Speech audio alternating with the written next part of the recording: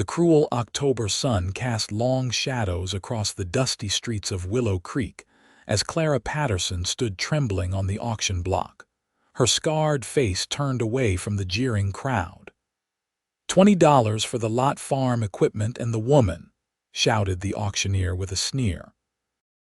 "Though I reckon that face might scare your horses." Laughter rippled through the crowd, but at the back, tall and silent, Ranger Vance removed his hat, raised his hand, and spoke words that would change everything. "She's beautiful to me."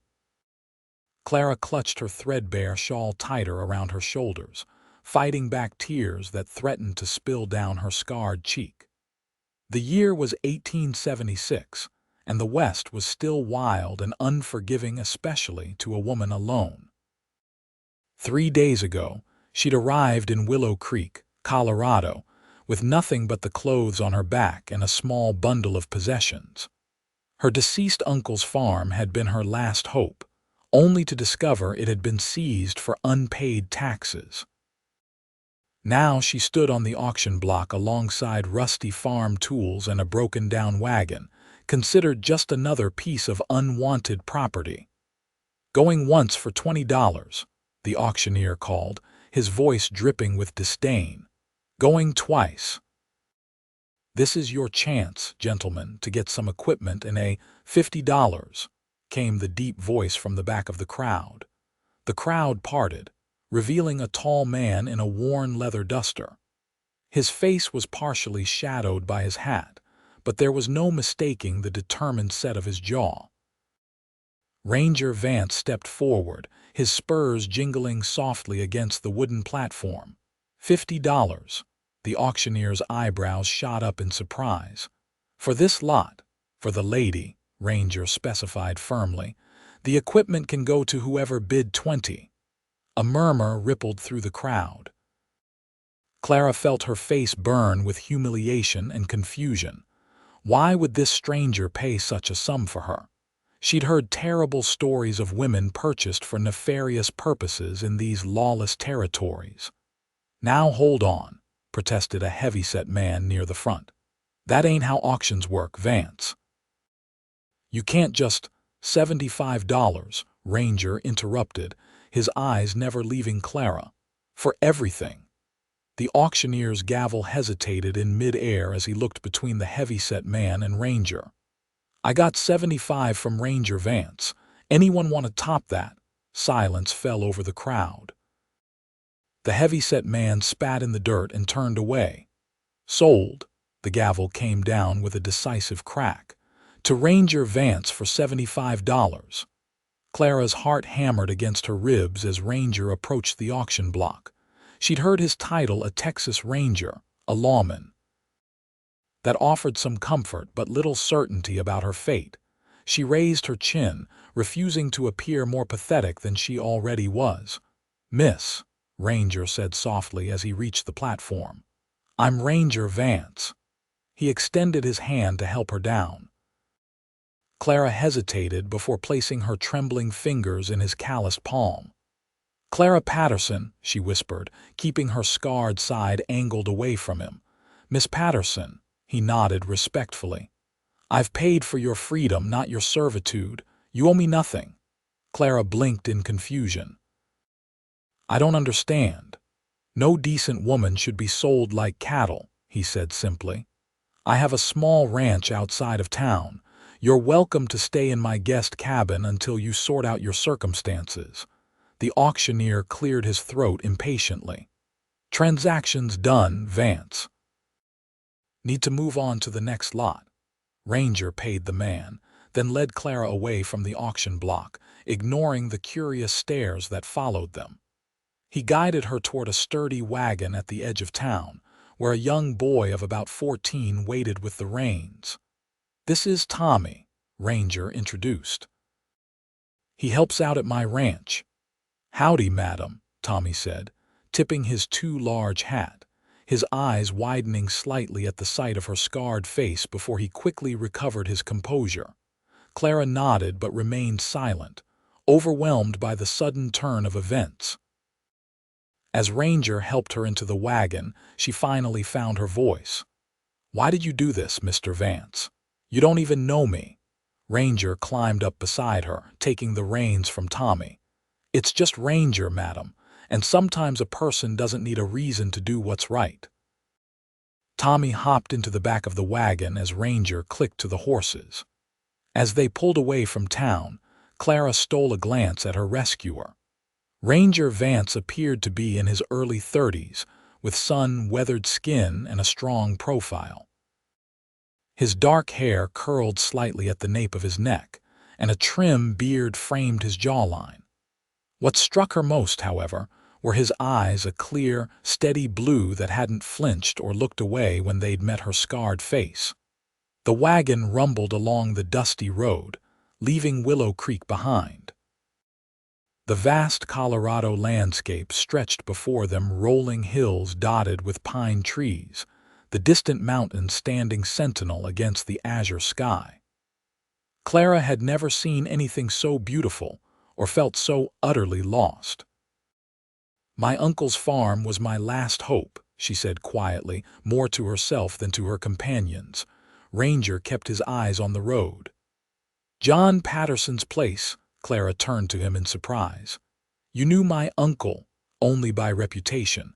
Honest man by all accounts, didn't know he had family." "He didn't know about me either," Clara admitted. "My mother, his sister, wrote to him before she died, but I don't know if he ever received her letter. I came hoping."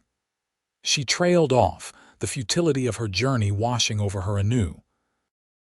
They rode in silence for a while, the rhythmic clop of hooves and creak of wagon wheels the only sounds.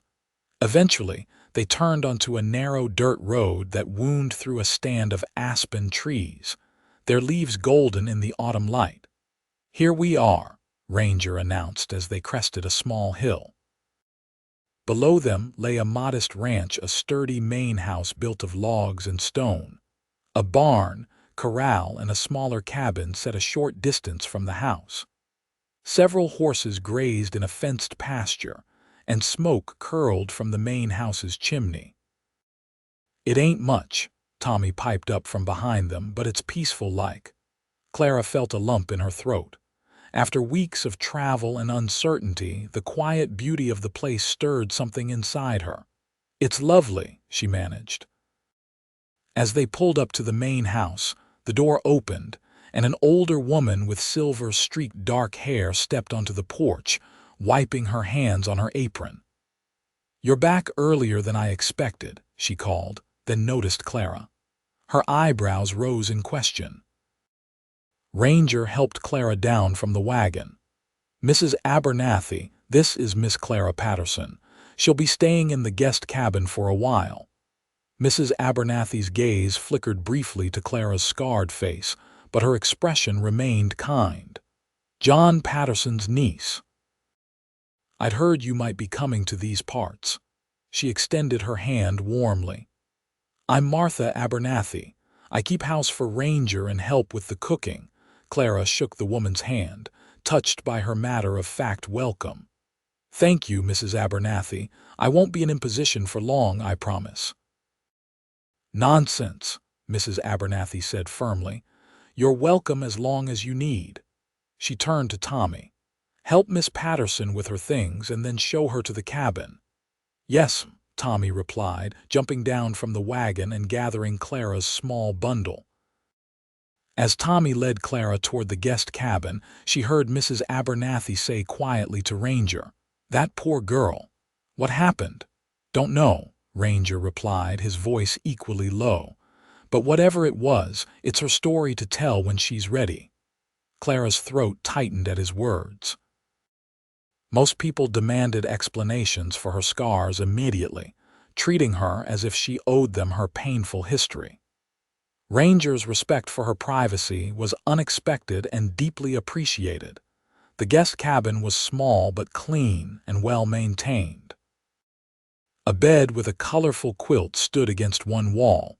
A small table and 2 chairs occupied the center of the room, and a cast-iron stove sat in the corner. A washstand with a mirror hung beside it, and Clara instinctively turned away from her reflection. "There's fresh water in the pitcher," Tommy said, setting her bundle on the bed. "Privy's out back. Mrs. Abernathy will bring you some supper later, I reckon." "Thank you, Tommy," Clara said, managing a small smile. The boy hovered in the doorway, clearly curious but trying to be polite. "If you need anything, just holler. The boss ranger, he's a good man. You don't need to be scared." Clara sat down on the edge of the bed, suddenly exhausted. "How long have you worked for him?" "2 years now. He found me in town after my pa died in a mining accident. Gave me a job and a place to stay." Tommy's face lit up with obvious admiration. "He was a real Texas Ranger once, got the stories to prove it. And now," Tommy shrugged, "now he just likes to be left alone, I guess. Raises horses mostly. Still helps the sheriff sometimes with tracking outlaws." He backed toward the door. "I should go tend to the horses." "You rest, madam." After Tommy left, Clara finally allowed herself to cry, quiet tears of relief and uncertainty. She had no idea what tomorrow would bring, but for tonight, she was safe.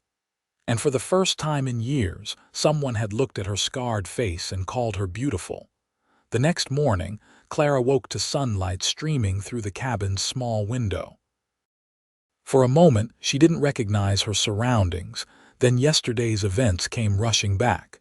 She sat up, running her fingers through her tangled auburn hair, wondering what she should do now. A soft knock at the door interrupted her thoughts. "Miss Patterson, it's Martha Abernathy. I've brought you some breakfast and fresh water." Clara quickly smoothed down her hair and straightened her dress. "Please come in, Mrs. Abernathy." The older woman entered carrying a tray laden with food biscuits, bacon, scrambled eggs, and a steaming cup of coffee. "Thought you might be hungry after your journey," she said, placing the tray on the small table. "This is too kind," Clara said, overwhelmed by the generosity. "I don't know how I'll repay you all." Mrs. Abernathy waved away her concerns. "Eat first, worry later." She poured water from a pitcher into the wash basin. "I've brought you some clean clothes, too. They belong to my daughter. She's married now, living in Denver with her husband and children." "Thank you," Clara said sincerely. "Mrs. Abernathy, I don't understand why Mr. Vance has done this for me. Most people—" She gestured vaguely toward her scarred face. The housekeeper's expression softened. "Rangers, not most people, dear. He knows something about scars himself. Not all of them are on the outside." She smoothed the dress she'd brought. "When you're ready, come up to the main house. Ranger wants to talk to you about your situation." After Mrs. Abernathy left, Clara ate ravenously, realizing she hadn't had a proper meal in days. The borrowed dress fit reasonably well, a simple blue calico that was far better than her travel-worn garments. She washed as best she could with the basin of water, then steeled herself to look in the mirror. The face that stared back at her was one she'd learned to avoid. 22 years old, with features that might once have been called pretty. Auburn hair, green eyes, and a straight nose. But the right side of her face told a different story. Puckered, shiny skin stretched from her temple down to her jaw, pulling slightly at the corner of her eye and mouth. The fire that had killed her parents 7 years ago had marked her forever. Clara took a deep breath and turned away from the mirror. It didn't matter what she looked like. What mattered was finding a way to survive. She walked up to the main house, admiring the ranch in the morning light. Several horses grazed in the pasture, magnificent creatures that moved with power and grace. Near the barn, Ranger was working with a young colt, his movements gentle but firm as he led the animal in a circle. Tommy was mucking out stalls, occasionally stopping to watch Ranger's work with the horse. As Clara approached, Ranger noticed her and handed the lead rope to Tommy. He walked to meet her, removing his work gloves and tucking them into his belt. "Miss Patterson," he greeted with a nod. "Did you rest well?" "Yes, thank you," she replied. Your hospitality is overwhelming, Mr. Vance. Just Ranger, he corrected again. And it's no trouble. He gestured toward the house. Mrs. Abernathy said you'd be coming up. Shall we talk inside? The main house was comfortably furnished with sturdy wooden furniture and colorful rugs covering the plank floors. Mrs. Abernathy was kneading bread dough in the kitchen, and she smiled as they entered. Sit down, both of you, she instructed. I'll bring coffee. Ranger led Clara to a table near the window. As they sat, Clara noticed a framed tin photograph on a nearby shelf, a younger ranger in a Texas Ranger uniform, standing beside another man in similar attire. Both looked serious, but there was a hint of friendship in their stance. Your Ranger days? Clara asked, nodding toward the photograph. Ranger's expression flickered with something pain, perhaps, or nostalgia. Yes, a lifetime ago. Mrs. Abernathy brought coffee and slices of apple cake, then discreetly withdrew to continue her baking, giving them privacy while remaining within earshot of frontier chaperone. Miss Patterson, Ranger began, his voice low and direct. I want to make something clear. You're welcome to stay here as long as you need with no expectations. The guest cabin is yours, and Mrs. Abernathy could use help with household tasks if you're willing, but it's not required. Clara wrapped her hands around the warm coffee cup. Why are you doing this? Ranger considered her question seriously. I believe people deserve a chance. From what Tommy gathered in town, you came here expecting to claim your uncle's farm, only to find it sold for taxes. That's a hard blow for anyone. You had Tommy asking about me. Clara wasn't sure whether to be offended or touched by his concern. Information is valuable out here, Ranger said unapologetically. I needed to know if you were in real trouble or just passing through. Clara nodded slowly. My mother died last year. Before she passed, she told me about her brother John, whom she hadn't seen since she married and moved east. She wrote to him but never received a reply. After she died, I had nowhere to go, so I came west hoping to find him. She stared into her coffee. By the time I arrived, I discovered he'd died 6 months ago. The bank seized his property and everything was being auctioned, including me, apparently. Ranger's jaw tightened. That wasn't legal. Sheriff Wilkins should have stopped it. The sheriff seemed quite friendly with the auctioneer, Clara observed bitterly. Beck and Wilkins are cousins, Ranger confirmed. They've been running that town how they see fit for years. Mrs. Abernathy made a disapproving noise from the kitchen. Crooked, the both of them. Ranger took a sip of his coffee. Miss Patterson, I'm sorry about your uncle. By all accounts, he was a decent man who kept to himself. His farm wasn't large, but it was well tended. I have no claim to it now, Clara said resignedly. And please call me Clara. Clara, he said, her name sounding different in his deep voice. What skills do you have? What did you do before coming west? I was a teacher in a small school in Pennsylvania, she answered. After the fire, parents complained about my appearance frightening the children. The school board asked me to leave. The memory still stung, but she kept her voice steady. I can read, write, and do figures. I'm good with sewing and household management. I can cook, though not as well as Mrs. Abernathy, I'm sure. Mrs. Abernathy chuckled from the kitchen. Always room for another cook around here. Ranger nodded thoughtfully. Willow Creek has no proper school. Children learn from their parents if they learn at all. The town's growing, though.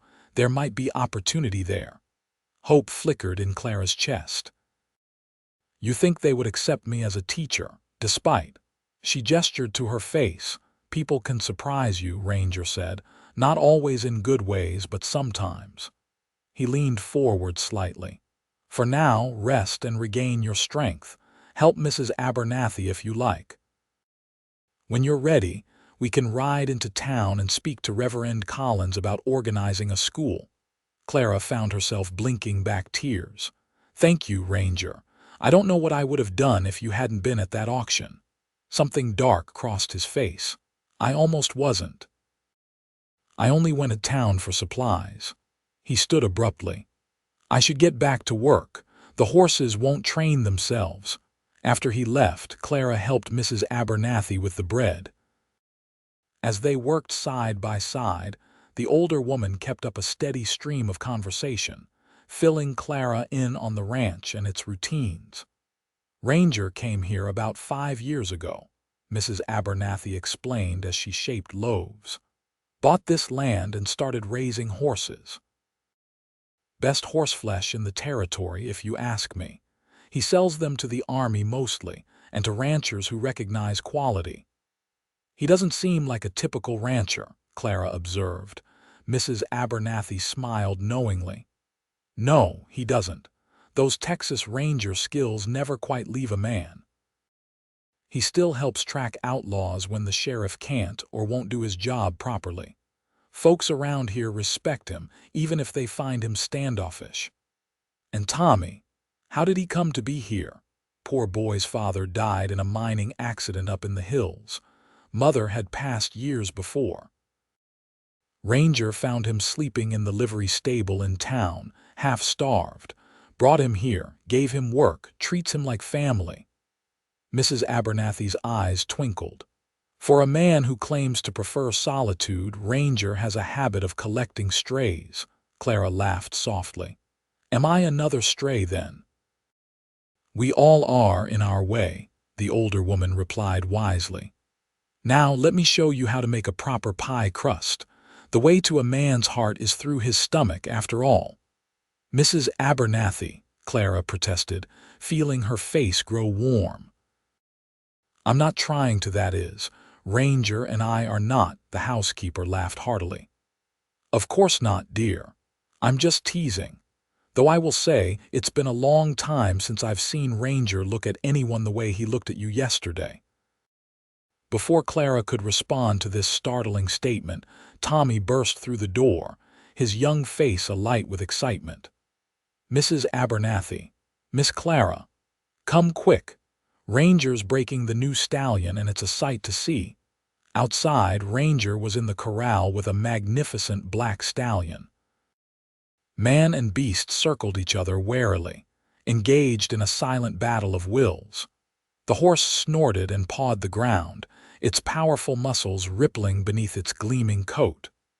Ranger stood relaxed but alert, a rope in his hands, his eyes never leaving the animal. Clara watched, mesmerized, as Ranger began speaking to the horse in a low, steady voice. The words didn't matter. It was the tone that seemed to reach the skittish animal. Gradually, the stallion's aggressive posture eased. Ranger moved closer, still talking, one hand extended palm up. "That's midnight," Tommy whispered to Clara. "Ranger traded 2 other horses for him. Says he's got the best bloodline he's ever seen, but he's wild as they come." The stallion allowed Ranger to touch its muzzle, nostrils flaring as it caught his scent. With slow, deliberate movements, Ranger stroked the horse's neck, all the while maintaining that soothing monologue. Finally, he placed a light saddle blanket on its back. The horse flinched but didn't bolt. "That's enough for today," Ranger murmured to the animal, removing the blanket and stepping back. "Good boy." As he exited the corral, Clara couldn't help but admire the quiet confidence in his movements, the patience he'd shown with the nervous animal. When he saw her watching, something flickered in his eyes, awareness perhaps, or self-consciousness. He nodded to her before turning to Tommy. "Rub him down and give him extra oats," he instructed. "He did well today." "Yes, sir," Tommy replied eagerly, rushing to tend to the magnificent animal. "You have a way with horses," Clara observed as Ranger approached. "They're honest creatures," he replied, wiping dust from his hands. "They don't lie or pretend to be something they're not." "Unlike people?" Clara asked. Ranger's eyes met hers. "Some people are honest too. They're just harder to find." Something in his gaze made her heart beat faster, and she looked away first. "Mrs. Abernathy taught me to make pie," she said, changing the subject. "Apple and cinnamon. It'll be ready for supper." "Something to look forward to, then," he said, and Clara thought she detected the ghost of a smile before he turned toward the barn. Days at the ranch fell into a comfortable rhythm. Clara helped Mrs. Abernathy with cooking and household chores, grateful to be useful. She began taking charge of the vegetable garden, which had been somewhat neglected. The work was therapeutic, giving her purpose and a sense of contribution. In the evenings, they gathered in the main house for supper. Tommy regaled them with tales of his day's adventures, his youthful exuberance bringing warmth to the table. Mrs. Abernathy shared gossip from her weekly trips to town for supplies. Ranger spoke little but listened intently, occasionally adding a dry observation that made them all laugh. After the meal, they often sat by the fire. Ranger would clean his guns or repair tack while Tommy whittled. Mrs. Abernathy knitted, and Clara read aloud from one of the books in Ranger's surprisingly extensive library. These quiet evenings became precious to Clara, a taste of the family life she'd lost years ago. She also began to notice Ranger watching her when he thought she wasn't aware, not with pity or disgust as others had, but with a thoughtful intensity that made her both nervous and strangely hopeful. Sometimes their eyes would meet across the room, and neither would look away immediately. These silent moments felt significant, though Clara couldn't have explained why. One afternoon, about 2 weeks after her arrival, Clara was in the garden harvesting the last of the season's vegetables when she heard hoofbeats approaching.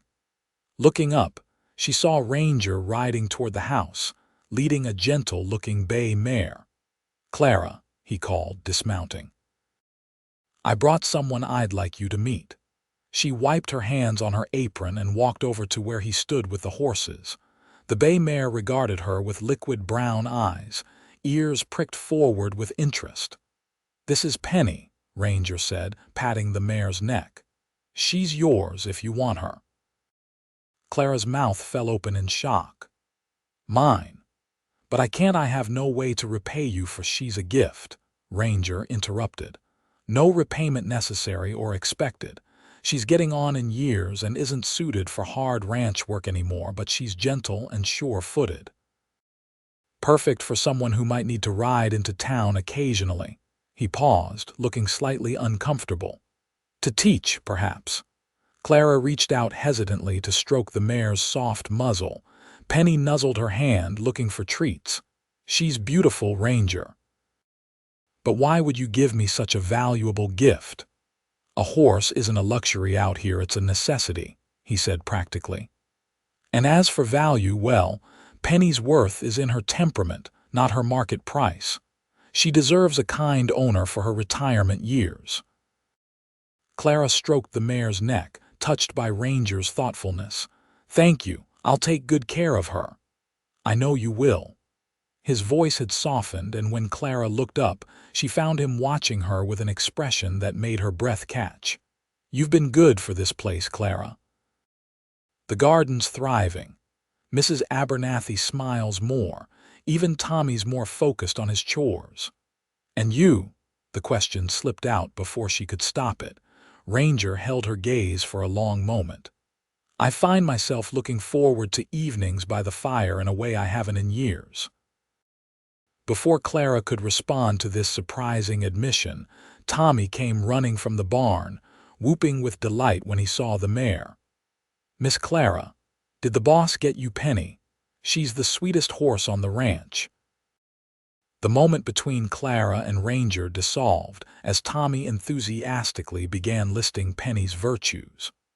Ranger excused himself to tend to his own mount, but Clara felt the weight of his words settling around her heart like a warm blanket. That evening, Mrs. Abernathy announced that she would be spending the next few days in town with her sister, who was expecting a baby. "The poor dear's having a difficult time," she explained as she packed her carpet bag. Her husband's away on business, and she needs a woman's help. Of course you must go, Clara assured her. I can manage things here. Mrs. Abernathy glanced between Clara and Ranger with a knowing smile. I'm sure you can, dear. There's plenty of food prepared and Tommy will help with the heavier chores. After Mrs. Abernathy's departure, an unexpected awkwardness fell over the household. Without her motherly presence, Clara was acutely aware of being alone with Ranger and Tommy. Propriety dictated that an unmarried woman shouldn't reside unchaperoned with men, but frontier necessities often overrode such conventions. To maintain appearances, Clara began taking her meals in the guest cabin, bringing food from the main house. On the third evening of Mrs. Abernathy's absence, however, a thunderstorm broke over the ranch. Rain lashed the windows, and lightning split the sky as Clara huddled in her cabin, trying to keep her small fire going against the damp chill that permeated the air. A knock at the door startled her. She opened it to find Ranger standing there, rain dripping from his hat and coat. "You shouldn't be alone out here in this storm," he said without preamble. "The creek's rising fast. If it floods, this cabin could be in its path." Clara glanced behind him at the darkness and driving rain. "Is it really that dangerous?" As if in answer, a deafening crack of thunder shook the cabin, followed by a flash of lightning that illuminated the rapidly swelling creek just beyond the property. "Grab what you need for the night," Ranger instructed. "You'll stay in the main house." Clara hastily gathered her nightgown and a change of clothes, wrapping them in a shawl. Ranger took her bundle and held his coat over her as they dashed through the downpour toward the main house. Inside, Tommy was adding logs to the roaring fire in the main room. "Creek's coming up fast, boss," he reported anxiously. "Horses are secure in the barn, but the south pasture might flood." "We'll check the livestock at first light," Ranger said, hanging his dripping coat by the door. "For now, there's nothing to do but wait out the storm." Clara stood shivering by the fire, her dress soaked despite Ranger's attempt to shield her. "I should change," she murmured, suddenly self-conscious. "Use my room," Ranger offered, gesturing to a door off the main room. "Tommy and I will prepare some hot coffee." In Ranger's bedroom, Clara quickly changed into her dry clothes, trying not to look too closely at the personal space of the man, who was becoming increasingly important to her. The room was neat and Spartan, with few decorations save for a worn Bible on the bedside table and another framed photograph, this one of a young woman with a serious expression. When Clara returned to the main room, Tommy was setting out mugs of steaming coffee, and Ranger was studying the rain through the window, his profile outlined by occasional flashes of lightning. The domesticity of the scene struck Clara forcefully, the three of them sheltering together against the storm like a family. "The guest room is ready for you, Miss Clara," Tommy announced. "Fresh linens and everything." "Thank you, Tommy," she replied, accepting the coffee he offered. "Though I feel terrible displacing you from your room." "I don't mind sleeping by the fire," the boy assured her. "It's cozy and I can keep an eye on things." They sat together, listening to the storm rage outside. Tommy regaled them with increasingly outlandish ghost stories until his eyes began to droop. Eventually, he curled up on a bedroll near the fire and fell asleep, leaving Clara and Ranger alone in the flickering firelight. "He's a good boy," Clara said softly, watching Tommy's peaceful face. "The best," Ranger agreed. "Reminds me of myself at that age, full of dreams and determination." "And what were your dreams, Ranger Vance?" Clara asked, genuinely curious. He stared into the fire, the flames reflecting in his blue eyes. "To make a difference. To protect those who couldn't protect themselves." A shadow crossed his face. Dreams change as we grow older. What changed yours? Ranger was silent for so long that Clara thought he wouldn't answer. When he finally spoke, his voice was low and rough with emotion.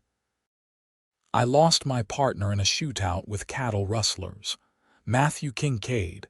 We'd been rangers together for 5 years. The bullet that killed him was meant for me. Clara's heart ached for him. The man in the photograph with you. Ranger nodded.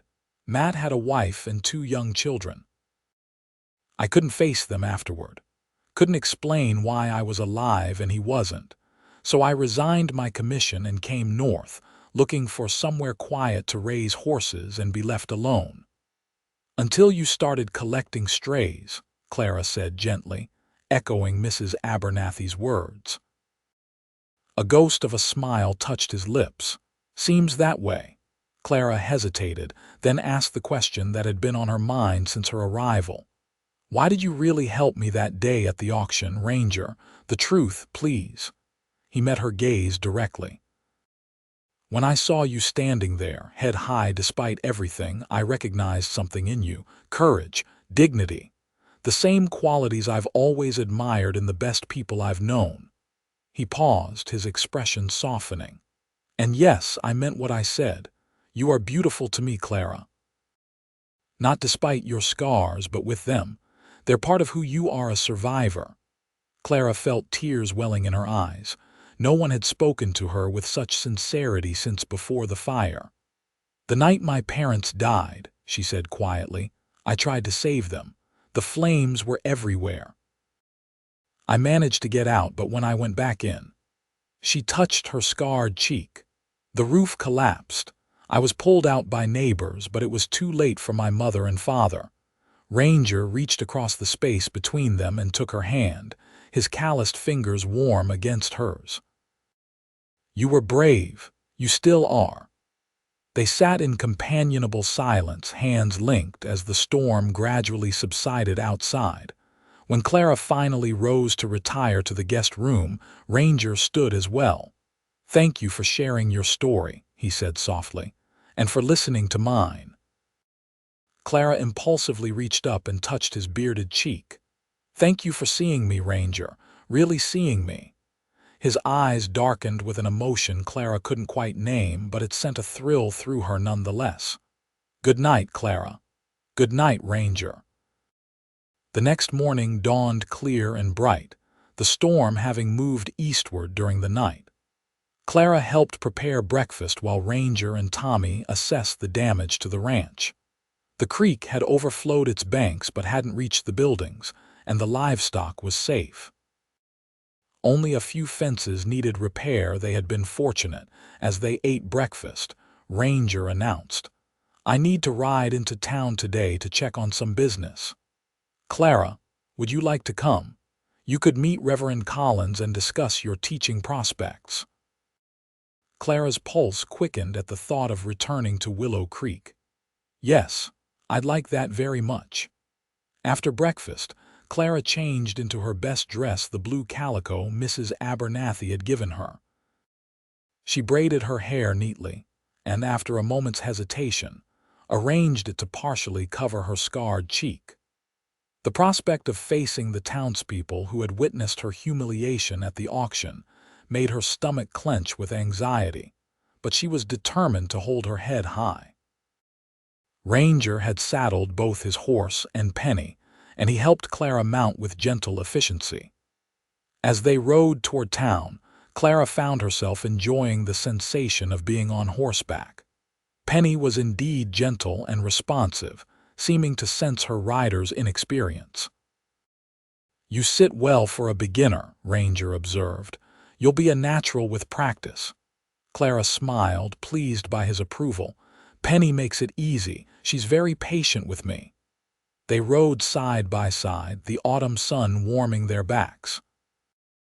Clara noticed that Ranger seemed more relaxed away from the ranch, as if the open spaces freed something within him. He pointed out landmarks and shared stories about the territory, his deep voice a pleasant accompaniment to the rhythmic hoofbeats. As they approached Willow Creek, however, Ranger's demeanor changed. He sat straighter in the saddle, his expression becoming more guarded. "Stay close to me in town," he instructed. "There are some folks who might not be welcoming." Clara nodded, understanding his concern. She was, after all, the scarred woman who had been sold at auction like property. Gossip would have spread, and frontier towns thrived on such talk. Willow Creek looked different in the clear light of day than it had during the auction. About 24 buildings lined the main street: a general store, saloon, blacksmith, small hotel, and various businesses catering to the needs of ranchers and miners. A white clapboard church stood at the far end of town, its modest steeple reaching toward the sky. As they rode down the main street, Clara felt eyes following them. Some gazes were merely curious, others openly hostile. She kept her head high, though her hands trembled slightly on the reins. Their first stop was the general store, where Ranger needed to order supplies for the ranch. As they entered, conversation halted abruptly. The storekeeper, a portly man with a bushy mustache, nodded stiffly to Ranger. "Vance," he acknowledged. "What can I do for you today?" "Morning, Peterson," Ranger replied evenly. "Need the usual order, plus extra nails and wire for fence repairs after the storm." He turned to Clara. "This is Miss Clara Patterson, John Patterson's niece. She's staying at my ranch while she gets settled in the territory." Peterson's eyes widened slightly as he recognized Clara from the auction. "Miss Patterson," he said, inclining his head. "Sorry about your uncle. He was a good customer." "Thank you, Mr. Peterson," Clara replied politely. "Did you know him well?" The storekeeper's expression softened somewhat. "Well enough. Quiet man, kept to himself mostly. Always paid his bills on time, which is more than I can say for some." He glanced meaningfully toward the saloon across the street. While Ranger discussed his order, Clara browsed the store's modest selection of goods. She was examining some fabric when she became aware of whispers behind her. "That's her, the auction woman. Can you imagine Vance paying good money for that face? Probably got other assets to make up for it." Clara's cheeks burned with humiliation, but she forced herself to turn and face the three women who were poorly concealing their gossip behind gloved hands. They were well-dressed, clearly the wives of prominent townsmen, and they looked startled when Clara addressed them directly. "Good morning, ladies," she said clearly. "I don't believe we've been introduced. I'm Clara Patterson." The women exchanged glances, caught between social propriety and their distaste. Finally, the oldest of the three stepped forward. "Mrs. Alina Wilkins," she said coolly. "My husband is Sheriff Wilkins. These are Mrs. Beck and Mrs. Donovan." Clara recognized the names immediately: the sheriff and the auctioneer who had humiliated her. "How fortunate to meet you," she replied with forced pleasantness.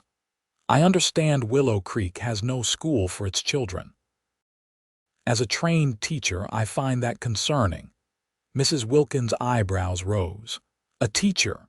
You?" "Yes," Clara confirmed.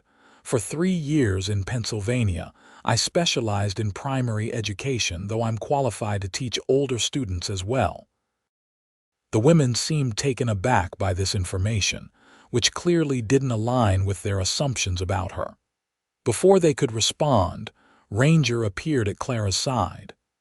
"Ready to visit the church, Clara?" he asked, his hand coming to rest lightly at the small of her back. The gesture was not lost on the watching women, whose eyes narrowed with fresh speculation. Clara nodded, eager to escape their scrutiny. As they left the store, Ranger leaned close. "You handled that well," he murmured. "They were discussing my face and what other assets might have attracted you," Clara replied, her voice steady despite the lingering hurt. Ranger's jaw tightened. "Small minds in a small town." "It doesn't matter," Clara said, though they both knew it did. "I'm used to it." Ranger helped her mount Penny, his hands lingering at her waist slightly longer than necessary. "You shouldn't have to be used to it," he said quietly.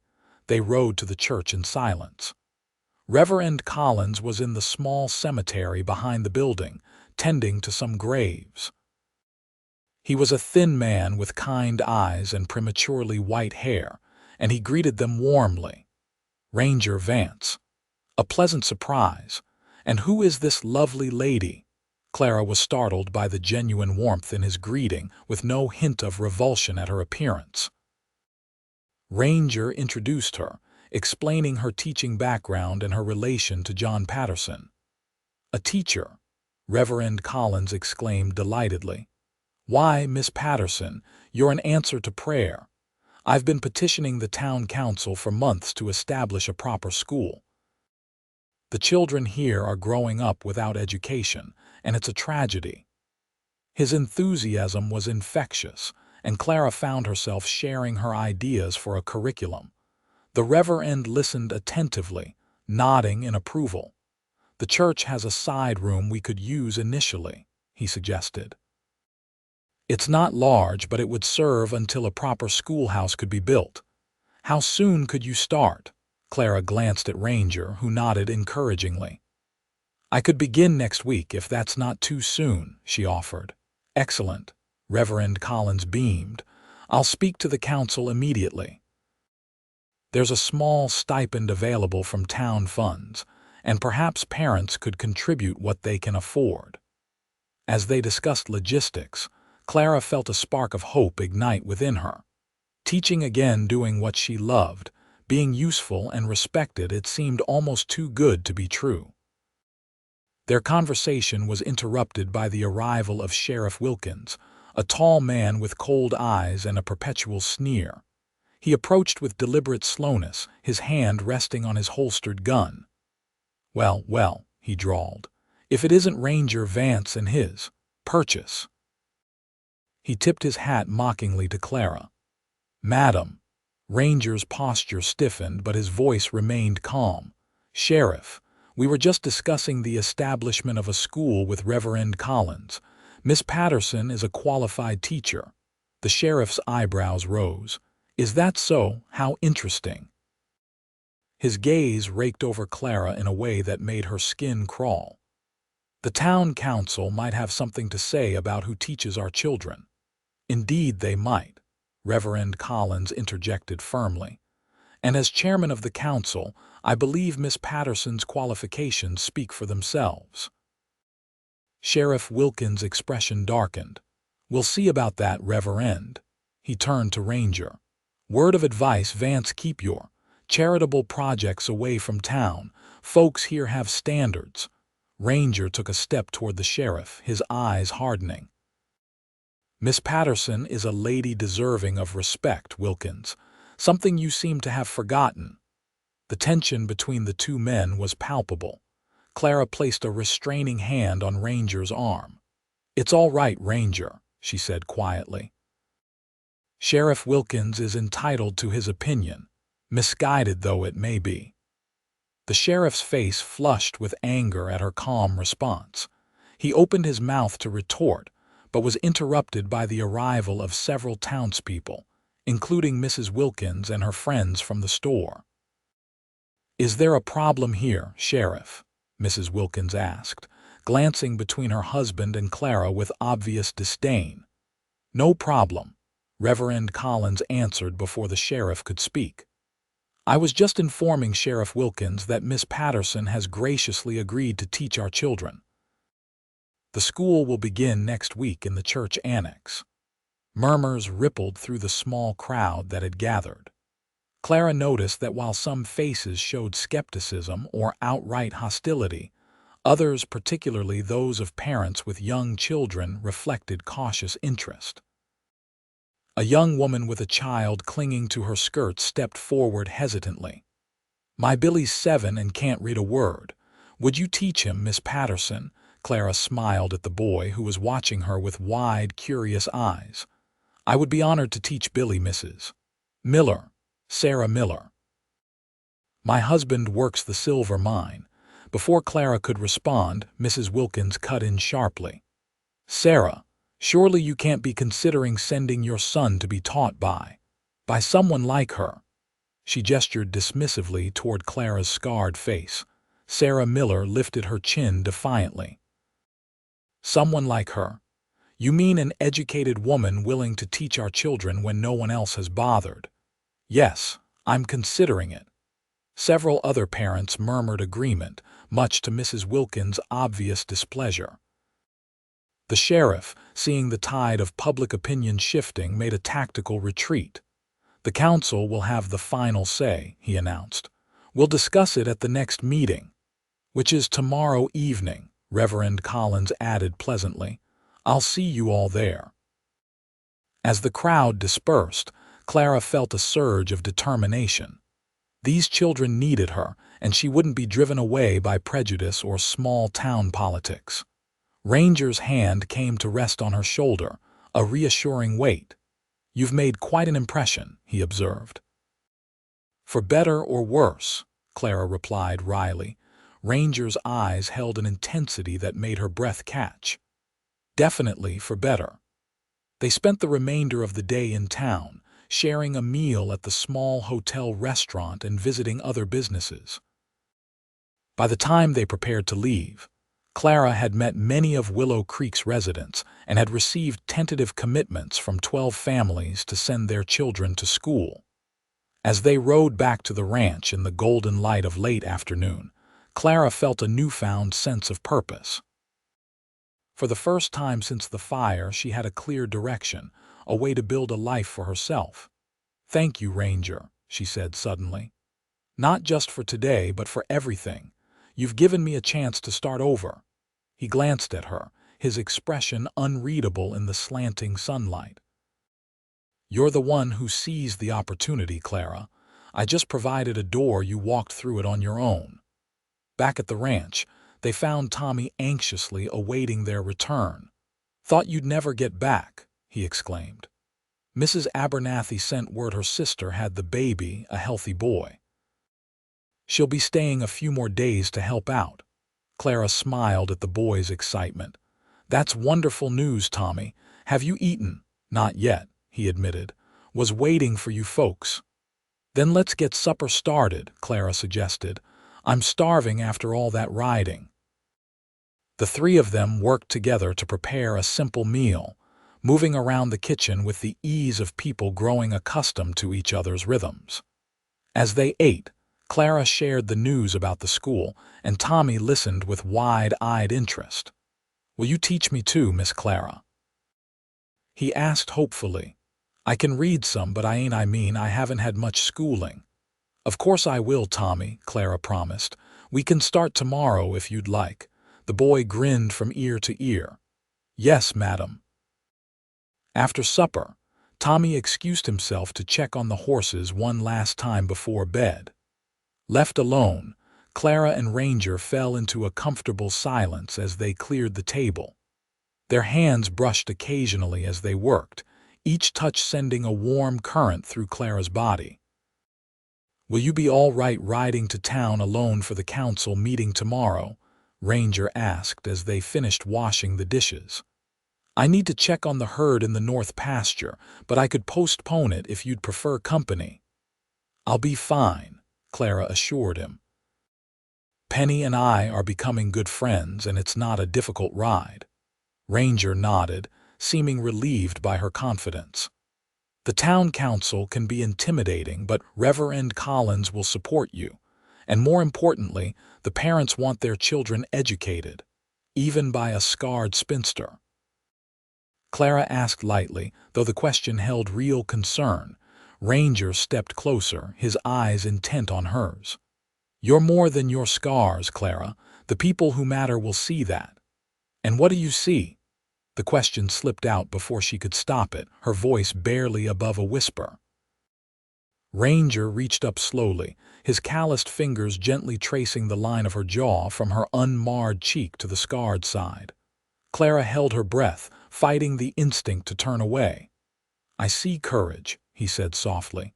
Intelligence, kindness, beauty inside and out. His thumb brushed lightly over her lower lip. I see a woman any man would be proud to stand beside. Clara's heart hammered in her chest as Ranger leaned closer, his intent clear in his darkened eyes. She closed her eyes as his lips met hers in a gentle, questioning kiss. For a moment, she remained frozen in surprise, then she responded with a tentative pressure of her own. The kiss deepened, Ranger's hand cradling her face with infinite tenderness. Clara found herself leaning into him, her hands coming to rest on his broad chest, feeling the steady beat of his heart beneath her palms. When they finally broke apart, both were breathing unevenly. Ranger rested his forehead against hers, his eyes closed as if savoring the moment. "I've wanted to do that since the day I brought you home," he confessed. Clara smiled, a warmth spreading through her that had nothing to do with embarrassment. "I've wanted you to," she admitted. The sound of Tommy's boots on the porch steps caused them to step apart, though Ranger's hand lingered on Clara's waist. The boy burst in, full of news about a fox he'd spotted near the barn, seemingly oblivious to the charged atmosphere between the adults. Later, as Clara prepared for bed in the guest room, her fingers traced her lips, still tingling from Ranger's kiss. She felt simultaneously terrified and exhilarated by the emotions he stirred in her. After years of believing no man would ever look at her with desire, she found herself the object of affection from a man she admired deeply. Sleep was elusive that night, her mind whirling with thoughts of Ranger and the town council meeting tomorrow. When she finally drifted off, her dreams were filled with blue eyes and gentle hands. The next morning, Clara awoke early and dressed with particular care for the council meeting. She chose a high-necked green dress that complemented her auburn hair and eyes, and she arranged her hair to frame her face without attempting to hide her scars.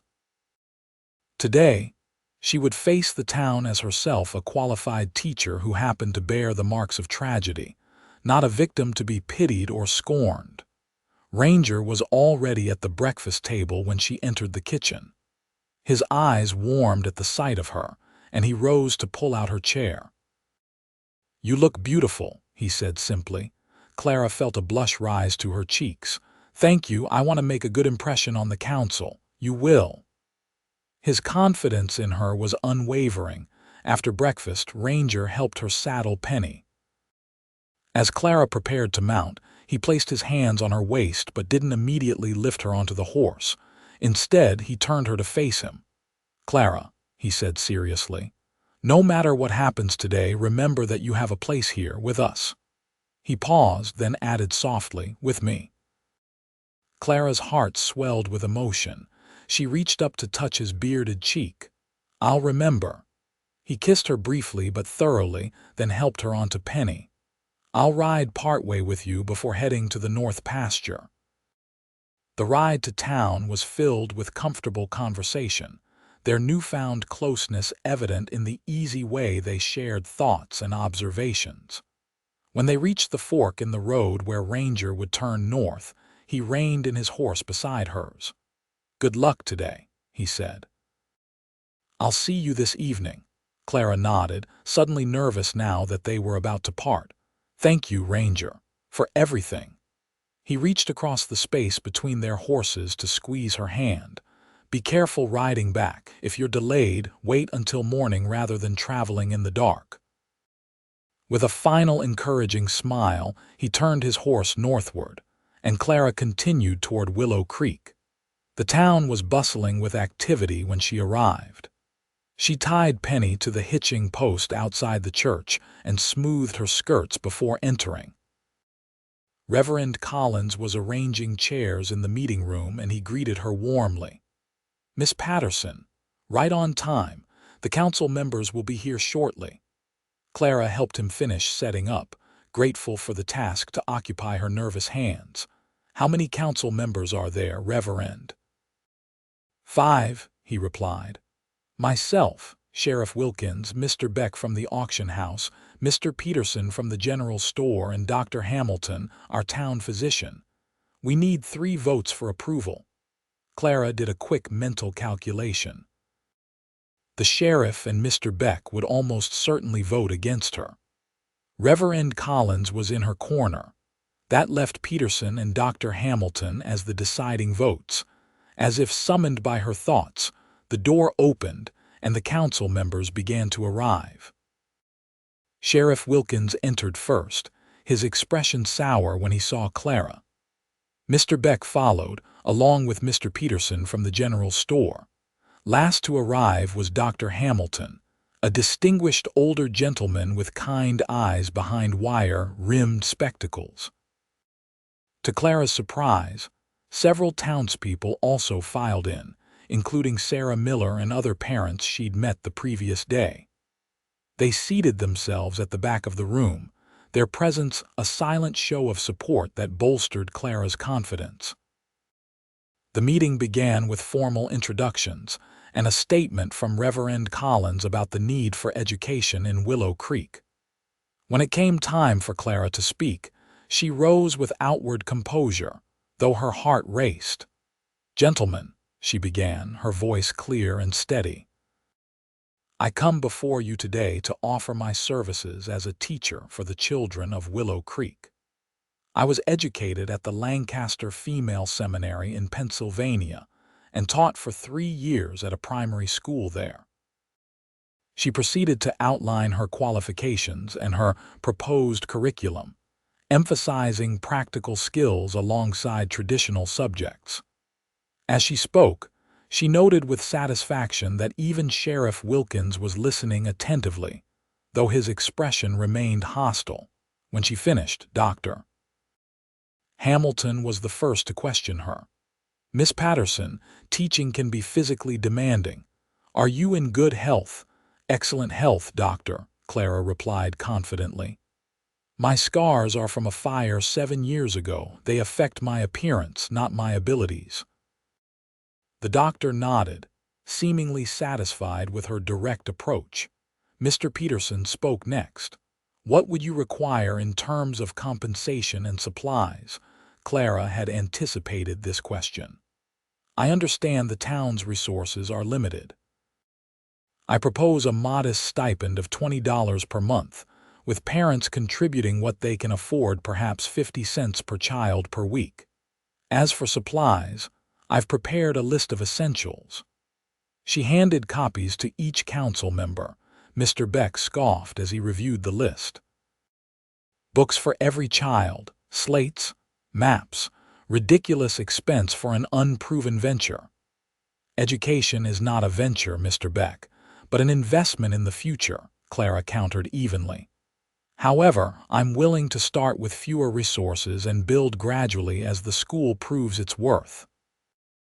Before Beck could respond, Sheriff Wilkins leaned forward, his eyes cold. "Let's address the real issue here. Miss Patterson, your unusual appearance might frighten the children. Have you considered that?" A murmur of disapproval ran through the watching parents. Clara met the sheriff's gaze unflinchingly. "I have, Sheriff. In my experience, children are far more adaptable than adults give them credit for. They may be curious initially, but once their questions are answered honestly, they move on to more interesting matters like learning to read or solving arithmetic problems."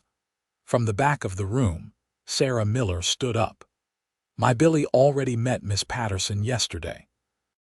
He asked about her face. She explained it was from a fire, and then he asked if she could teach him to write his name. That was the end of it." Several other parents nodded in agreement. The sheriff's face darkened with anger at this unexpected support. "This is a council meeting," he snapped. "The public will remain silent."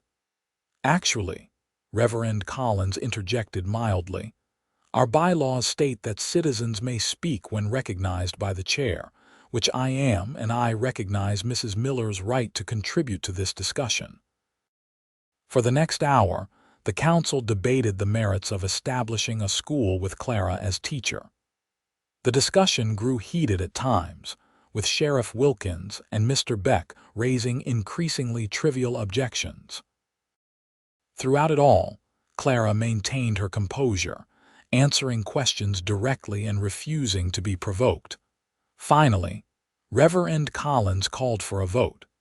As expected, he voted in favor of Clara's appointment while Sheriff Wilkins and Mr. Beck voted against. Mr. Peterson hesitated, glancing between the sheriff and the waiting parents before casting his vote in Clara's favor. All eyes turned to Dr. Hamilton, whose vote would decide the matter. The elderly physician removed his spectacles and polished them thoughtfully before speaking. "I've delivered most of the children in this town," he said slowly. "Watched them grow, treated their illnesses, set their broken bones. I've long believed they deserve more than we've given them in terms of education." He placed his spectacles back on his nose and looked directly at Clara. "Miss Patterson, I believe you're sincere in your desire to teach our children and qualified to do so. My vote is yes." A cheer erupted from the parents at the back of the room. Clara felt tears of relief and joy spring to her eyes as Reverend Collins pounded his gavel, making the decision official. The council approves the establishment of a school, with Miss Clara Patterson as teacher, effective immediately. Classes will begin next Monday in the church annex. The meeting dissolved into excited conversation as parents came forward to congratulate Clara and confirm that their children would attend. Even Mr. Peterson offered a grudging handshake, muttering that he hoped she'd prove worth the investment. Sheriff Wilkins and Mr. Beck departed without a word, their displeasure evident in their rigid postures. Clara watched them go with a mixture of relief and apprehension, certain that she hadn't heard the last from either man. Dr. Hamilton approached her with a gentle smile. "Well done, Miss Patterson. You showed remarkable poise under pressure, a valuable quality in a teacher." "Thank you, Doctor," Clara replied warmly, "and thank you for your vote of confidence." The elderly physician patted her hand. "My dear, I've been a doctor for 40 years. I've learned that it's not the scars we can see that matter, but the ones we can't and how we heal from them." He glanced toward the door where the sheriff had exited. "Be careful with Wilkins. He doesn't forget perceived slights, and his wife is the worst gossip in 3 counties." Clara nodded, taking his warning seriously. "I'll be discreet." After the meeting, Clara helped Reverend Collins arrange the church annex for its new role as a schoolroom. They moved pews to create rows of seating, designated a space for a teacher's desk, and discussed where to hang maps and charts. "This will do nicely until we can build a proper schoolhouse," the Reverend declared, surveying their work with satisfaction. Clara agreed, her mind already planning lessons and activities. She would need to assess the children's current knowledge, group them by ability rather than age initially, and her planning was interrupted by the realization that afternoon had slipped into evening. If she wanted to reach the ranch before dark, she needed to leave immediately. She bid farewell to Reverend Collins and hurried to where Penny was hitched. As she prepared to mount, she noticed dark clouds gathering on the horizon. The air had the heavy, expectant quality that preceded a storm, and Clara debated whether to stay in town overnight as Ranger had suggested. After a moment's consideration, she decided to attempt the ride. The storm still looked distant, and she was eager to share her news with Ranger and Tommy. Mounting Penny, she set off at a brisk pace, hoping to outrun the approaching weather. For the first mile, all went well. Then the wind began to rise, driving the storm clouds faster than Clara had anticipated. The temperature dropped suddenly, and fat raindrops began to fall, quickly becoming a steady downpour. Clara urged Penny to a faster pace, but the dirt road was rapidly turning to mud, making travel treacherous. By the time she reached the fork where the road split toward Ranger's ranch, visibility was poor and daylight was fading. Clara was soaked to the skin and shivering, her hands numb around the reins. Penny plodded forward steadily, but Clara realized with growing alarm that she wasn't entirely sure of the way in these conditions. A flash of lightning illuminated the landscape, followed almost immediately by a deafening crack of thunder. Penny reared in fright, and Clara, with her numb hands and poor visibility, lost her seat. She tumbled backward, landing hard on the muddy ground as Penny bolted in terror. For a moment, Clara lay stunned, the wind knocked from her lungs. When she could breathe again, she struggled to her feet, calling desperately for Penny. But the mare had vanished into the storm, leaving Clara alone, injured and disoriented. She had no choice but to continue on foot, hoping she was following the correct path to the ranch. The rain fell in sheets, and the wind drove it sideways, stinging her face and eyes. Her ankle throbbed where she had twisted it in the fall, and each step was painful. Clara wasn't sure how long she had been walking when she heard the sound of hoofbeats approaching. Fear and hope warred within her. It could be rangers searching for her, or it could be strangers with unknown intentions. She stopped, peering through the gloom, ready to hide if necessary. "Clara!" A familiar voice called out, barely audible above the storm. "Clara, where are you?" "Here." She shouted back, relief flooding through her. "Ranger, I'm here." A moment later, Ranger materialized through the curtain of rain, mounted on his stallion. His face was taut with worry, but it relaxed visibly when he saw her standing there. "Thank God," he breathed, dismounting quickly and striding toward her. "Penny came back to the ranch without you. I thought," he broke off, pulling her into a fierce embrace. "You're soaked through and freezing." "I fell," Clara explained through chattering teeth. "My ankle, I think it's sprained." Without hesitation, Ranger swept her into his arms and carried her to his horse. He mounted first, then pulled her up before him, cradling her against his chest. His warmth enveloped her, and Clara leaned into him gratefully as he urged the stallion toward home. By the time they reached the ranch, Clara was drifting in and out of consciousness, her body chilled to the bone. She was vaguely aware of Tommy opening the door, of Ranger carrying her inside, of being placed gently on a bed that she dimly recognized as Ranger's own. Mrs. Abernathy's worried face appeared above her. "She's half frozen, poor dear. We need to get her out of these wet clothes." "I'll leave you to it," Ranger said, his voice rough with concern. "Tommy's heating water for a bath." Clara felt gentle hands removing her sodden clothing, wrapping her in warm blankets, murmuring reassurances. She tried to explain about the school, about the council's approval, but her thoughts scattered like leaves in the wind as fever took hold. The next days passed in a blur of chills and fever dreams. Clara was aware of cool compresses on her forehead, of broth being spooned between her lips, of gentle hands changing the bandage on her ankle. Sometimes it was Mrs. Abernathy tending to her, sometimes Ranger, his blue eyes dark with worry as he held her hand and urged her to fight. On the third day, Clara woke with a clear head for the first time. Sunlight streamed through the window, and she realized she was still in Ranger's bedroom. Mrs. Abernathy sat in a chair beside the bed, her knitting needles clicking softly. "Mrs. Abernathy," Clara's voice was weak, but the housekeeper's head snapped up immediately. "Clara, you're awake." She laid aside her knitting and pressed a cool hand to Clara's forehead. "The fever's broken, thank the Lord. We've been so worried about you, dear." "How long have I been ill?" Clara asked, trying to sit up. Mrs. Abernathy gently pressed her back against the pillows. 3 days. You caught a terrible chill in that storm, and then your ankle became infected. Doctor Hamilton has been out twice to see you." Clara frowned in confusion. "Dr. Hamilton. From town. Ranger rode for him the first night when your fever wouldn't break," Mrs. Abernathy explained. The doctor said you have a strong constitution, but you need rest to fully recover. She poured a glass of water from a pitcher on the bedside table. Here, small sips now.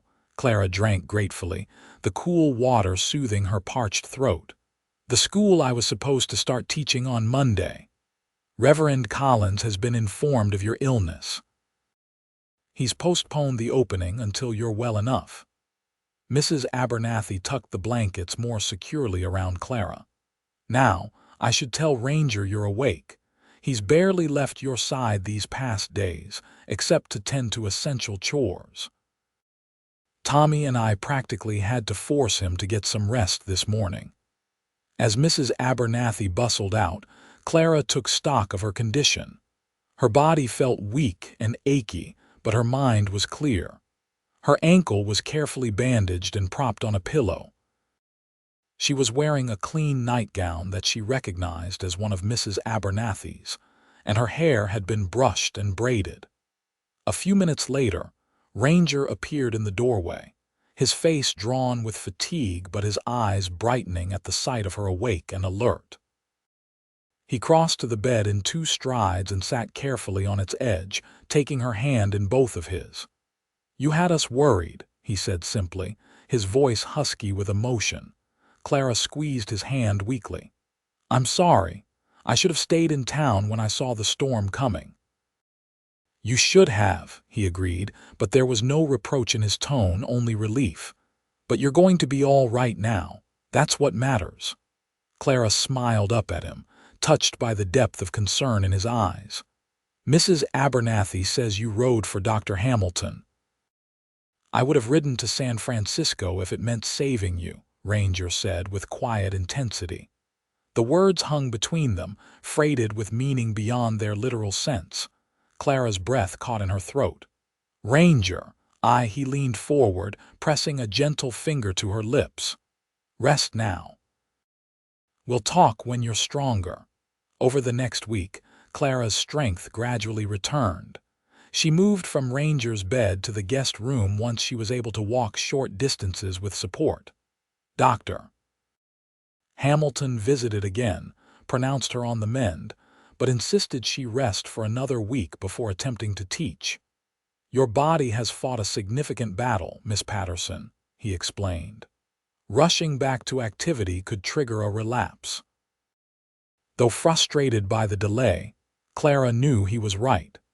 She spent her convalescence planning lessons, writing out exercises for different age groups, and making lists of needed supplies. Ranger brought her books from his library, and Tommy appointed himself her special helper, eager to fetch whatever she needed. Ranger himself was a constant, steadying presence. He brought wildflowers for her bedside table, read to her in the evenings when her eyes were too tired to focus on a page, and shared stories of his ranger days that made her laugh despite her weakness. They didn't speak of deeper feelings, but Clara felt the growing connection between them with every shared smile and lingering touch. 2 weeks after her ill-fated ride, Clara was finally well enough to travel to town for the delayed opening of the school. Ranger insisted on driving her in the wagon rather than letting her ride, and Mrs. Abernathy packed a basket of food for her lunch. "You still need to build your strength," the housekeeper fussed, tucking a warm shawl around Clara's shoulders despite the mild autumn day. "Don't overdo it on your first day." The school opening was a success beyond Clara's expectations. 15 children arrived that first morning, ranging in age from 6 to 14. They filed into the church annex with expressions varying from excitement to trepidation, followed by parents equally curious about the new teacher. Clara stood at the front of the room, her scarred face clearly visible in the morning light streaming through the windows. She had decided against trying to hide it. These children would be her students for months or years to come, and honesty seemed the best policy. "Good morning," she greeted them warmly. "I'm Miss Patterson, your teacher. Welcome to the first day of school in Willow Creek." A small girl in the front row raised her hand immediately. "Miss Patterson, what happened to your face?" A collective gasp came from the parents, but Clara smiled gently at the child. "I was caught in a fire when I was younger. The scars look worse than they feel now." "Thank you for asking directly instead of wondering silently." The girl nodded solemnly. "My brother has a big scar on his leg from a horse kick. He says it itches sometimes."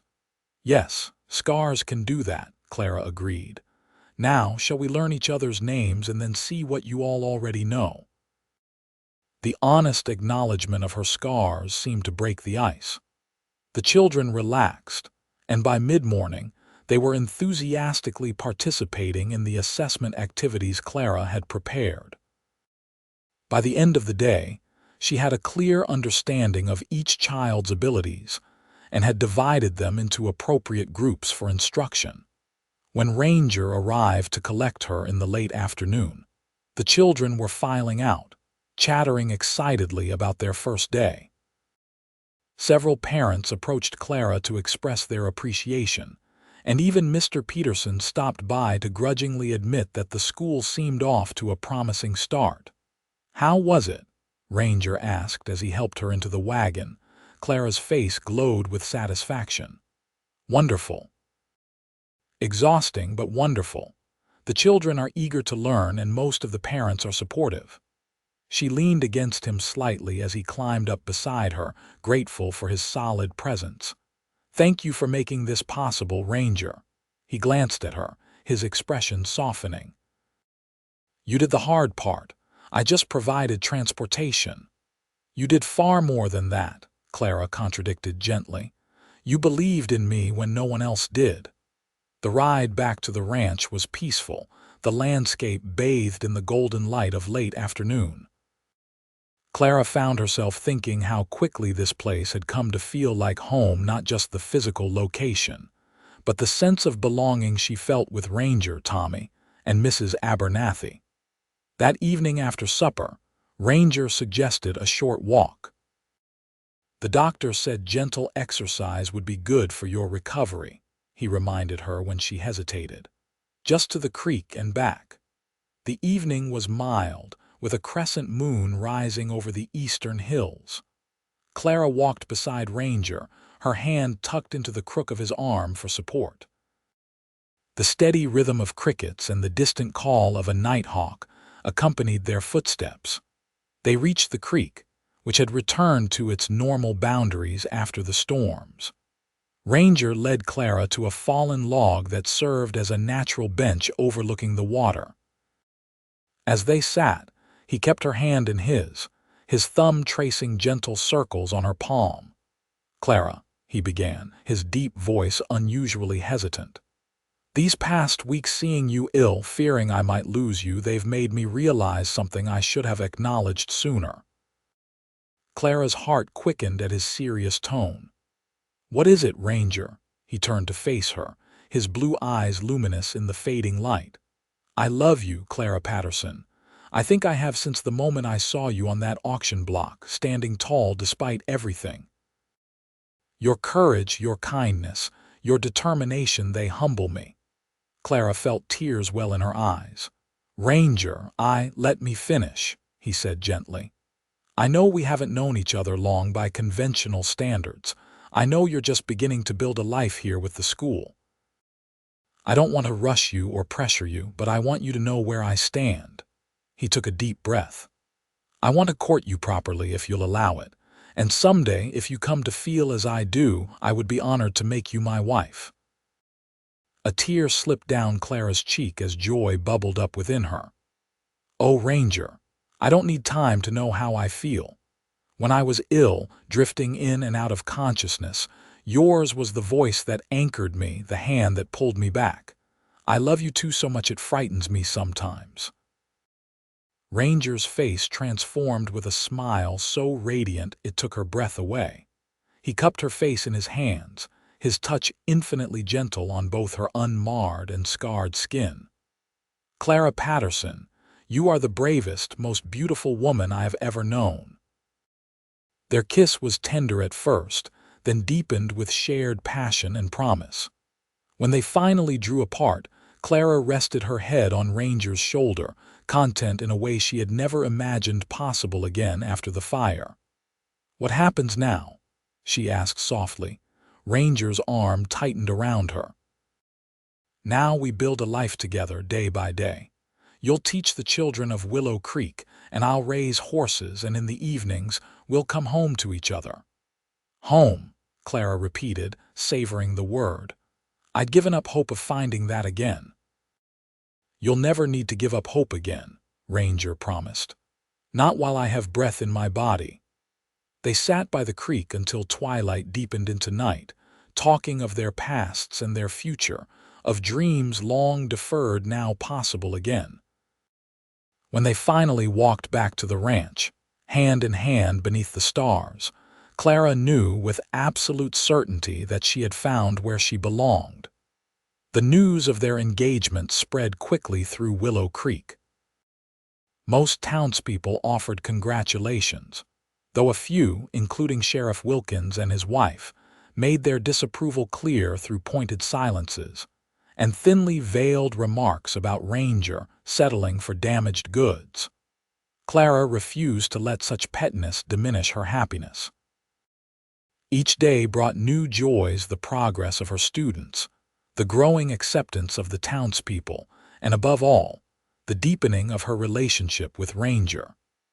They decided on a Christmas wedding, giving them time to make proper preparations while honoring their desire not to wait too long. As autumn gave way to early winter, the school flourished under Clara's guidance. More children joined, bringing the total to 22 students. The church annex was becoming crowded, and Reverend Collins began advocating for a dedicated schoolhouse to be built in the spring. At the ranch, Clara and Mrs. Abernathy prepared for the wedding, sewing a simple but elegant white dress and planning a celebration that would include the entire community. Tommy was beside himself with excitement at the prospect of the marriage, especially when Ranger formally asked him to be his groomsman. "Does this mean you'll be my ma now?" the boy asked Clara one evening as they sat by the fire. Clara's heart melted at the hope in his young face. "I'd be honored to be a mother to you, Tommy, if that's what you want." The boy nodded vigorously. "Yes, madam, I mean yes, Ma." He tested the word carefully, then broke into a wide grin. "I like the sound of that." 1 week before the wedding, Clara stayed late at the school, preparing for the Christmas pageant that would be her students' gift to the community. Absorbed in cutting paper stars and angel wings, she didn't notice the fading light until it became difficult to see her work.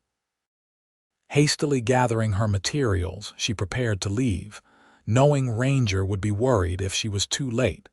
As she closed the church door behind her, a voice spoke from the shadows. "Working late, Miss Patterson. Or should I say the future Mrs. Vance?" Clara startled, recognizing Sheriff Wilkins' drawling tone. He stepped from the shadows beside the church, his badge gleaming dully in the twilight. "Good evening, Sheriff," she replied evenly, her heart pounding. "Yes, I was preparing for the Christmas pageant. Ranger will be coming for me soon." "Will he now?" The sheriff moved closer, deliberately invading her space. "I wouldn't count on that. I saw Vance ride out toward the East Range as I was coming into town. Something about a missing calf, according to Peterson." Clara edged away, trying to keep her voice steady. "Then I'll wait inside the church until he returns." Wilkins blocked her path. "Now, that wouldn't be very sociable. I've been meaning to have a private word with you, Miss Patterson." "We have nothing to discuss, Sheriff." Clara clutched her bag of school materials like a shield. "On the contrary." His smile didn't reach his cold eyes. "We need to discuss your influence on this town. Before you arrived, things ran smoothly. Now we have parents questioning the council, demanding a schoolhouse, talking about progress." He spat the last word like a curse. Clara straightened her spine, refusing to be intimidated. Education benefits everyone, Sheriff. Even you. Wilkins' face darkened. Don't get smart with me, woman. You've turned this town upside down with your fancy ideas and your scarred face that everyone's supposed to pretend isn't an eyesore. He grabbed her arm roughly. And you've bewitched Vance, who used to know his place. Let go of me, Clara demanded, trying to pull away. Ranger will what? Wilkins tightened his grip painfully. By the time he gets back, you could be halfway to Denver if you're smart. Otherwise. He let the threat hang unspoken. Is there a problem here, Sheriff? Both Clara and Wilkins turned to see Dr. Hamilton standing a few feet away, his medical bag in hand, his expression grave. Wilkins dropped Clara's arm immediately. No problem, Doc. Just having a friendly conversation with the teacher. It didn't look friendly from where I stand, the doctor observed mildly. He moved to Clara's side. I was just coming to check on that ankle of yours, Miss Patterson. Why don't I walk you home? Relief flooded through Clara. Thank you, doctor. That would be appreciated. Wilkins glared at them both, then touched the brim of his hat in a mocking salute. Another time, then. Good evening. As he stalked away, Dr. Hamilton offered Clara his arm. Are you all right, my dear? Did he hurt you? Clara rubbed her arm where Wilkins had gripped it. Just a bruise, I think, but he frightened me. The things he said. Wilkins has always been a bully, Dr. Hamilton said grimly, but threatening a lady crosses a line I never thought even he would breach. You should tell Ranger what happened. I will, Clara promised, but I'm afraid it will only create more trouble. The sheriff clearly resents Ranger as much as he resents me. The doctor patted her hand reassuringly. Ranger can handle himself, and he should know that Wilkins is targeting you. Now, let's get you safely home. That evening, when Ranger returned from searching for the missing calf, Clara told him about her encounter with the sheriff. His face darkened with anger as she spoke, his hands clenching into fists. I'll have a word with Wilkins, he said, his voice dangerously quiet. No man threatens what's mine. Clara placed a restraining hand on his arm. Please don't confront him directly. That's what he wants, an excuse to arrest you or worse. Ranger covered her hand with his expression softening. I won't do anything foolish, Clara. But I won't allow him to frighten you either. He kissed her gently. From now on, you don't go to town alone. Either I accompany you or Tommy does. And you don't stay after dark, not even in the church. Clara nodded, seeing the wisdom in his caution. The wedding is in a week. Perhaps once we're married, the sheriff will accept that his intimidation tactics won't work. Perhaps, Ranger agreed, though he didn't sound convinced. Either way, we won't let him cast a shadow over our happiness. True to his word, Ranger or Tommy accompanied Clara to and from school every day that week.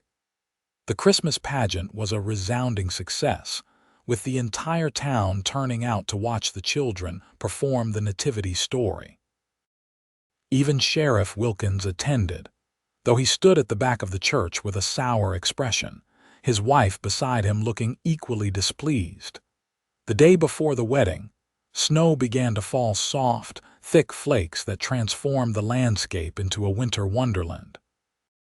By evening, the ranch was blanketed in white, the trees draped in crystalline splendor. It's a good omen, Mrs. Abernathy declared as they sat around the fire, watching the snow through the windows. A white wedding brings blessings. Clara smiled, her head resting on Ranger's shoulder, her hand entwined with his. Tomorrow they would exchange vows in the church, surrounded by friends and neighbors. Then they would return to the ranch, her home now in every sense, for a celebration feast. As bedtime approached, Ranger walked Clara to the guest cabin for what would be her last night there. Tomorrow she would move into the main house as his wife. The thought sent a flutter of nervous anticipation through her. At the cabin door, Ranger took both her hands in his. Are you certain, Clara? About tomorrow, about us. It's not too late to change your mind if you have any doubts. Clara reached up to touch his bearded face, her eyes shining with love. The only thing I'm certain of in this world is you, Ranger Vance. I love you with all my heart, and I can't wait to be your wife. He kissed her then, a kiss full of promise and passion that left them both breathless. Until tomorrow, then, he whispered against her lips. Until tomorrow, she echoed, reluctantly stepping back into the cabin. Clara barely slept that night, her mind filled with thoughts of the day to come. When morning arrived, bringing clear blue skies and sun sparkling on fresh snow, she rose early to prepare. Mrs. Abernathy arrived soon after, carrying the white wedding dress they had finished the previous week. "Oh, it's perfect," Clara breathed as she slipped the gown over her head. The dress was simple but elegant, with a high neckline and long sleeves trimmed with delicate lace. It fell in graceful folds to the floor, the fabric shimmering in the morning light. Mrs. Abernathy arranged Clara's auburn hair in a crown of braids, interwoven with small white flowers she had somehow procured despite the winter season. "Something old," she said, fastening a cameo brooch at Clara's throat. "This belonged to my mother." "It's beautiful," Clara said, touching the carved ivory piece reverently. "Something borrowed," Mrs. Abernathy continued, draping a fine lace shawl around Clara's shoulders. "My wedding shawl. I wore it when I married Mr. Abernathy 40 years ago." Tears pricked Clara's eyes at the older woman's kindness. "Thank you, Mrs. Abernathy, for everything." The housekeeper's eyes were suspiciously moist as well. "Call me Martha, dear. We're family now." A knock at the door announced Tommy, dressed in his Sunday best, his hair slicked down in a futile attempt to tame its usual wildness. "The wagon's ready, Miss Clara, and boss, I mean Ranger, he's already gone to the church." The boy's eyes widened as he took in Clara's appearance. "Golly, you look like an angel," Clara laughed, her heart light with happiness. "Thank you, Tommy. That's the nicest compliment I've ever received." The ride to town was like a journey through a fairy tale. The snow-covered landscape glittered in the sunlight, and the clear air carried the distant sound of church bells calling the faithful to worship. When they arrived at the church, Reverend Collins met them at the door, his kind face beaming with pleasure. "The bridegroom awaits," he said, offering Clara his arm. "And a fine crowd has gathered to witness your union." Indeed, as Clara entered the church on the Reverend's arm, she was touched to see the pews filled with familiar faces, her students and their families, Dr. Hamilton, Mr. Peterson, and many others who had come to accept and welcome her in Willow Creek. And there at the altar stood Ranger, tall and handsome in a new black suit, his blue eyes fixed on Clara with an expression of such love and wonder that her breath caught in her throat. Tommy stood beside him, practically bursting with pride in his role as groomsman. The ceremony itself passed in a blur of emotion for Clara. She repeated her vows in a clear voice, promising to love, honor, and cherish Ranger Vance for all the days of her life. When Ranger placed the simple gold band on her finger, his hand steady and sure, she felt as though her heart might overflow with happiness. "I now pronounce you husband and wife," Reverend Collins declared joyfully. "Ranger, you may kiss your bride." Ranger cupped Clara's face gently between his hands, his thumbs caressing both her smooth and scarred skin with equal tenderness. "My beautiful wife," he murmured before his lips met hers in a kiss that sealed their union and their love. The congregation erupted in applause and cheers, led by an enthusiastic Tommy, who whooped loudly enough to make Mrs. Abernathy Martha shake her head in fond exasperation. As they turned to face their friends, Clara noticed Sheriff Wilkins standing at the back of the church, his expression unreadable. But even his presence couldn't dim the radiance of the day. Ranger, sensing her momentary tension, squeezed her hand reassuringly. "He can't touch us now," he whispered. "Not today, not ever." The celebration at the ranch afterward was everything Clara could have wished for. Tables groaned under the weight of food contributed by neighbors and friends. Fiddle music filled the air as people danced in the barn, cleared for the occasion. Children ran and played in the snow, their laughter a joyful counterpoint to the adult festivities. As evening approached, Clara found a quiet moment to slip away to the porch, needing a brief respite from the happy chaos. She stood watching the sunset paint the snow-covered landscape in shades of pink and gold, hardly able to believe that this was now her life. Strong arms encircled her from behind, and she leaned back against her husband's broad chest with a contented sigh.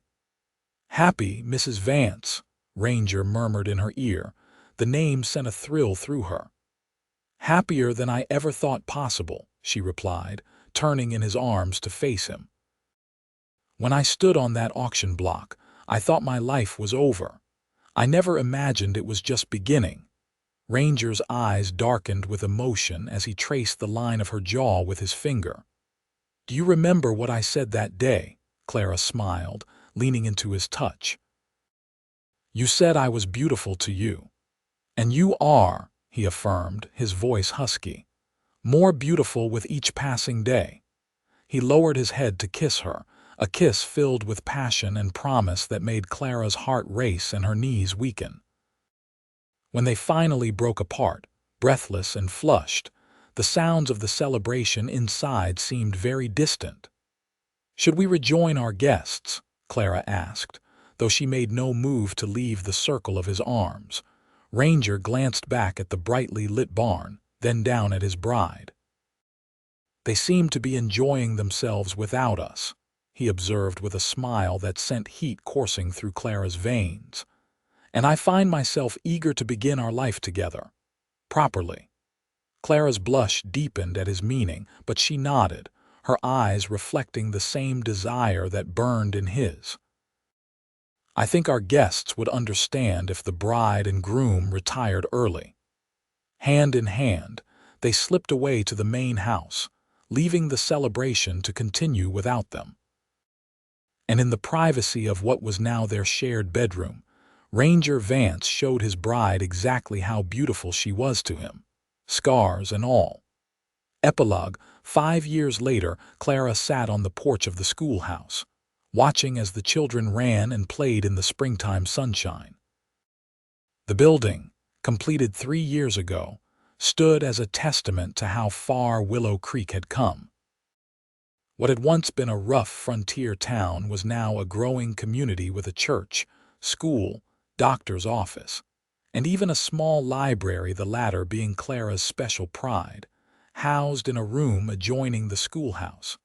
Much had changed in 5 years.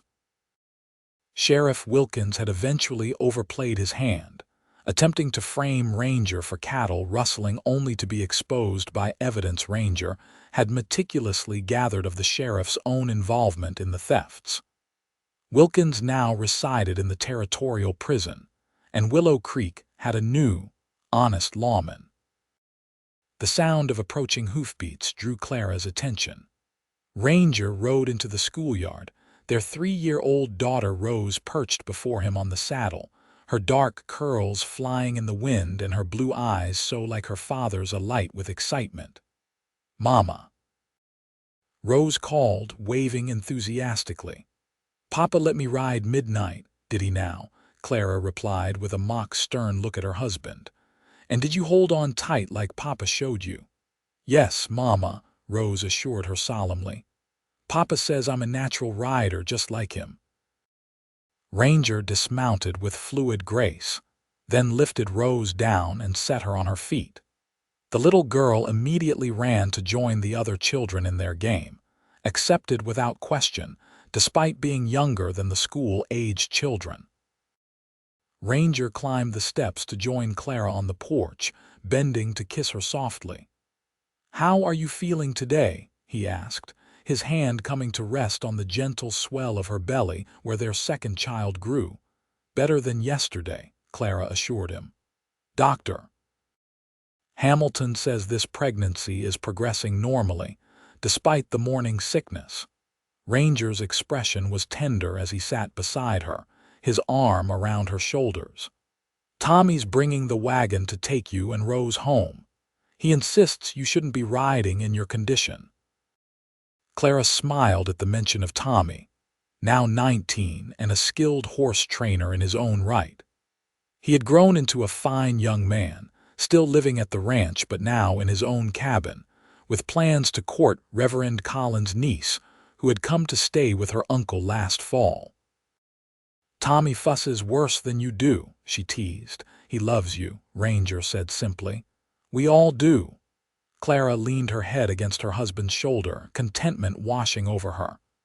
"I was thinking today about that auction," she said softly. "How strange that such a terrible moment led to all this happiness." Ranger's arm tightened around her. "Not strange at all. It was always meant to be, Clara. You and me, Rose, this new little one," he patted her belly gently, "and whatever the future holds for us. It was all set in motion the moment I saw you standing there, refusing to be broken by cruelty or circumstance." Clara turned her face up to his, love overflowing in her heart. "You saw me when no one else did. You called me beautiful when others called me ugly." "And I meant it," Ranger said, his blue eyes intense as they held hers. "I meant it then, and I mean it now. You are beautiful to me, Clara Vance. In every way that matters, you are the most beautiful woman in the world." As his lips met hers in a tender kiss, Clara knew with absolute certainty that the scars of her past had become the foundation of her present joy. In Ranger's eyes, in the family they had built together, in the community that had learned to see beyond appearances to the person within, she had found a beauty and happiness beyond anything she could have imagined. And it had all begun with a single raised hand and 7 simple words: "She's beautiful to me."